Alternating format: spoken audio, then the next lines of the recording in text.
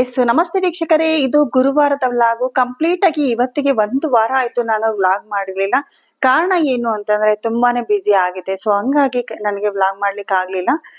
So ಅದಕ್ಕೆ ನಾನು ಕ್ಷಮಿಸಿ ಅಂತ ಕೇಳಲಿಕ್ಕೆ ಇಷ್ಟಪಡ್ತೀನಿ. ಸೊ ಅದ್ರ ಜೊತೆಗೆ ಒಂದು ಪ್ಲಾನ್ ಮಾಡ್ಕೊಂಡ್ವಿ ನಾವು ಕಂಪ್ಲೀಟ್ ಆಗಿ ಫ್ಯಾಮಿಲಿ, ಸಡನ್ ಆಗಿ ಪ್ಲಾನ್ ಆಗಿ ಅಂತದ್ದು. ಸೊ ಎಲ್ಲಿ ಅಂತೀರಾ? ಎಸ್ ನಮ್ಮ ನನಗೆ ತುಂಬಾ ಖುಷಿ ಕೊಡುವಂತಹ ಜಾಗ ಅಂದ್ರೆ ದಕ್ಷಿಣ ಕನ್ನಡ ಜಿಲ್ಲೆಯಲ್ಲಿ ಕೆಲವು ಬರುವಂತಹ ಭಾಗಗಳು.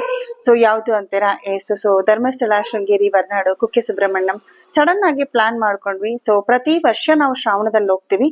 ಬಟ್ ಆದ್ರೆ ಕಳೆದ 3 ವರ್ಷಗಳಿಂದ ಕೂಡ ನಾವು ಹೋಗ್ಲಿಕ್ಕೆ ಆಗ್ತಾ ಇರ್ಲಿಲ್ಲ. ಸೊ ಯಾಕೆ ಅಂತಂದ್ರೆ ಮಳೆ ಹೆಚ್ಚಾಗಿತ್ತು ಈ ನಡುವೆ ಅಂತಂದ್ರೆ ಶ್ರಾವಣದಲ್ಲಿ. ಸೊ ಹಂಗಾಗಿ ಹೋಗ್ಲಿಕ್ಕೆ ಆಗ್ಲಿಲ್ಲ.